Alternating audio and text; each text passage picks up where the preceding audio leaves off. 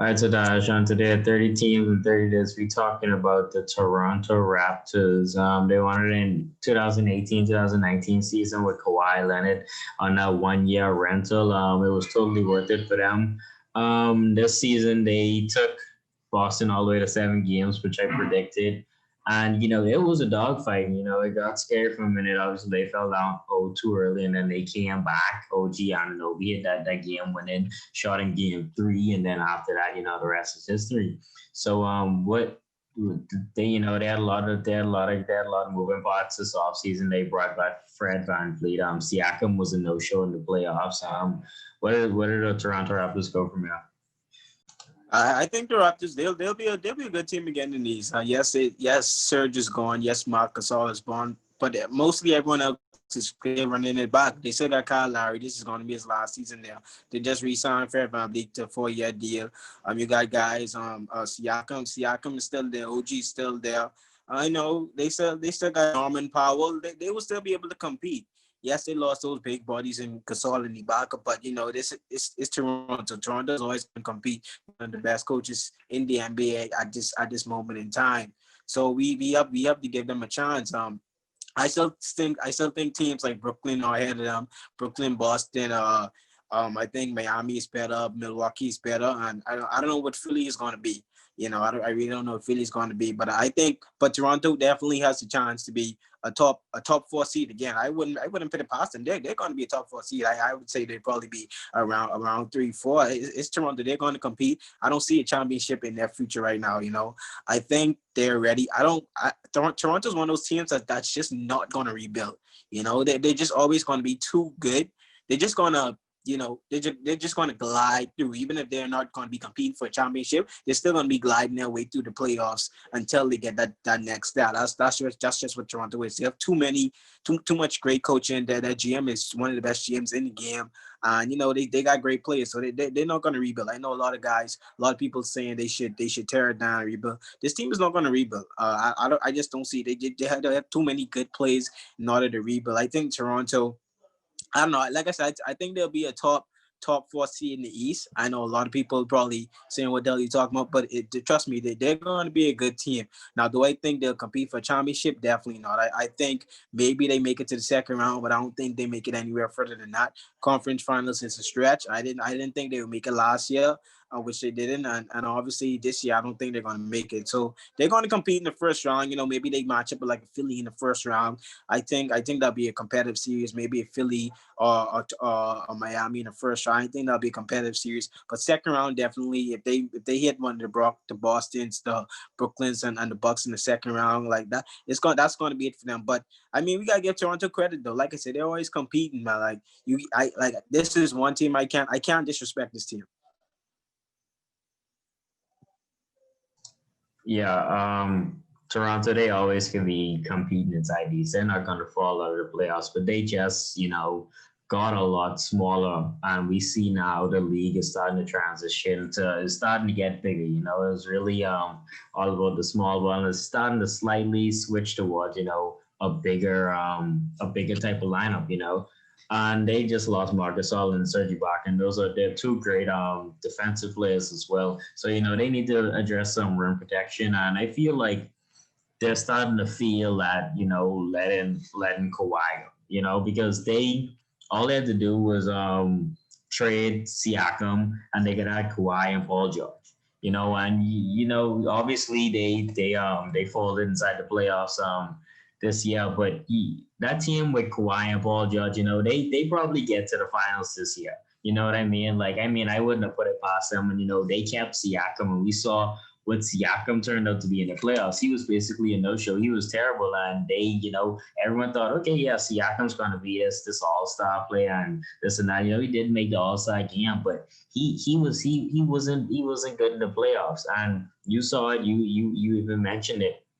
And I feel like Toronto, they would much rather have Kawhi Leonard and Paul George and let Siakam be inside wherever he was going to go, because he's not the guy. And they thought he was going to be there, like their franchise cornerstone, but I don't think he's quite there yet.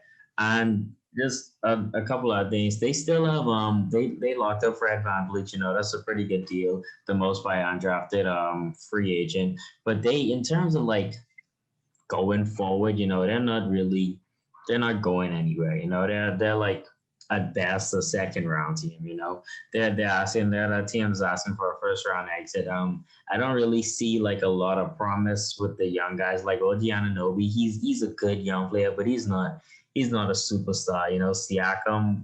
I mean, he could obviously he could improve a lot, but he's shown that you know he has a lot of he still has a lot of faults in his game. So I feel like they're gonna be and also let's not forget they were one of the teams that we heard are interested in Giannis. So I feel like that's gonna be like what they do this season. They're gonna try and stay, you know, competitive. So Giannis could be like, okay, you know, if I go there and they're already, you know, a first, second round team, I could, you know, put them over the top. And I feel like that's what their goal is like going forward. You know, if you know, obviously if Giannis doesn't take the deal, but I feel like their number one priority going forward is to try and get Giannis. Well, the reason why they didn't go after Paul's deal, and then Kawhi Leonard was only going to sign a 2-year deal, and if those guys, if they didn't win the championship, and it was obvious that Kawhi wasn't going to be, he didn't want to be there in Toronto. It was pretty obvious because he was asking for some outrageous things in the contract negotiations. So it was like, will we trade? Siakam is our best player. That's what they're saying.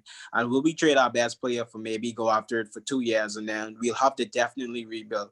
And I think they're looking at the situation was like Toronto knew that, if things were good, if Golden State was healthy, they knew they weren't going to win that championship. And they didn't, and they're looking at it like the championship is not guaranteed. So I don't think they didn't want to trade 2 years, 2 years, of really competing just and then they're going to be finished. They're really going up to break it down. So I think that's why they didn't trade Siakam. But I've been telling you this from the start. I was never high on Siakam. Like, yes, he was putting up numbers. I think people was just excited for that new star in Toronto after DeMar DeRozan left, and they really had Kyle Lowry. People was just excited for that new good player in Toronto. Yes, Siakam, he was putting up some points. He had some good numbers. He's playing some good defense, but it was obvious. He still needs to improve his game. I still think his confidence isn't there as of yet. I think he needs to improve on that as well. And he just needs to play more. He just hasn't shown up in the playoffs. And I was looking at him like, I was never high on Siakam. I still think he's a great player, but I think we need to slow down, stop the brakes on him being this superstar. Yes, he made the All-Star team, but let's be honest, he's not up there with the elite players in the NBA. He's just a bottom tier All-Star. And then you got guys like Kyle Lowry. I think he's going to be coming off their books next year. I don't think they Yeah. resign Kyle Lowry. Yes, he's been there. He's been their caveman. He's been there for years. He's been their All-Star. He's been the rock of this team. But I think they're ready to move into a new direction after him. After you see in them side Fred VanVleet. OG Nobi is one of the best defenders in the NBA. Yes, he isn't too much on the offensive end, but he can shoot the three. He's a legit 3-and-D guy. This guy plays elite defense. He gets a tough assignment every night because Siakam, they really need Siakam to do more on offense. So they give OG the tough assignment every night. So he plays stream. He's a great player for his role. Now, him in terms of him expanding his role, we love to see maybe if they try to get him more involved in the offense, because really they just have him sitting in the corner shooting threes nowadays. He gets points in transition. Yes, OG can be that guy. But yes, we're not expecting OG to be a superstar. They know what OG is. OG know what he is, and he's great for the team. So I don't want to knock him. And then they signed Aaron Baines. Aaron Baines is a great pickup for them. A lot of people don't really know Aaron Baines, but Aaron Baines is one of the best rebounding centers in the NBA. And in terms of creating lanes for players, Aaron Baines is a great guy. Mm. He's a good defender as well. He's a good rim protector. He can get rebounds. Yes, his name isn't flashy like the Ibaka's and the Marcus Alls, but obviously all those guys are past their prime. But Aaron Baines is a good pickup for this team. I think they're looking at him. Um, Obviously he's not going to be Anthony Davis. He's not going to be Nikola Jokic. He's not going to be that guy. But in terms of him being a guy in that lineup to do some dirty work, he can play a good role for them. Okay, well, if listen, Aaron Baines, he's I have nothing against him. He's a solid, you know, he's a solid NBA guy, but he is not, you know, he's not going to solve he's not going to fill the hole of Ibaka and Marcus All leaving. He's just not that talented. they're still gonna feel a hit there. And in terms of like um just with this, you said they move off Kyle Lowry. I don't think Kyle Lowry is going anywhere. I feel like they're gonna just probably give him like another long term deal, but nothing too heavy, not like a max or like a not. I don't even think he gets a deal that that Fred VanVleet got. Probably something like 4 years, 60 million, something like that around there. Just to keep him there. And he's been there his whole life, so it's kind of like, okay, I'll help you, on the back end of your career. But I mean, maybe another team could throw a lot of money at Kyle Lowry and inside of free agency. Like you never know. But I feel like he ultimately stays inside of Toronto. And just going forward, I feel like they just got to keep developing Siakam. And you said they could have get just 2 years of Paul George and Kawhi Leonard. I mean, yeah, you look at it as 2 years, but I feel like those guys, if you win a championship, I don't think they're going anywhere. And they're in the Eastern Conference. Like it's not. The Eastern Conference isn't, it's getting better, but it's still not that great. And they could arguably be, the better than KD and Kyrie, because Kyrie isn't, he doesn't play defense, so, and KD doesn't play that much defense. So in terms of like offense and defense, you could make an argument there that they're the better duo than those two. So you got the best duo in the East for years to come, and you got a good supporting cast. What's that? Why would you leave that situation? No, it's not. Yes, it's because Toronto knew. Come on, these guys. They're GMs. They're really smart guys. They all those things Kawhi was asking for. It was obvious he didn't want to be there. And then you bring in Paul George, another guy from LA, another guy that says he wants to go back home. You bring him in, and things just get just kind of chippy. Those guys didn't want to be in Toronto. And if I'm a Messiah Jerry, I'm looking at it, it's like it's obvious that this guy doesn't want to be here because he's asking for the heaven and earth for in order for him to stay. So let's just let him go. It doesn't make sense. We holding him hostage. Just you know what I'm saying, kind of ruining our culture because this guy wants to go home. So we can't knock Messiah J for not making that move.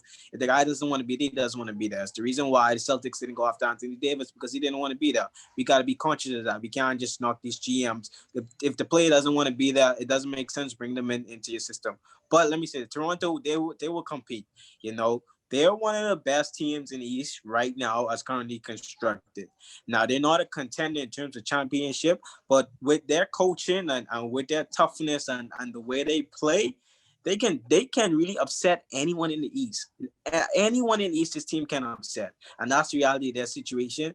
Right now, I think maybe they make it to the second round. I think conference finals is a stretch, but this team, they'll definitely compete. And if they can go off the Giannis in a year or so, that's going to be scary for everyone else for years to come.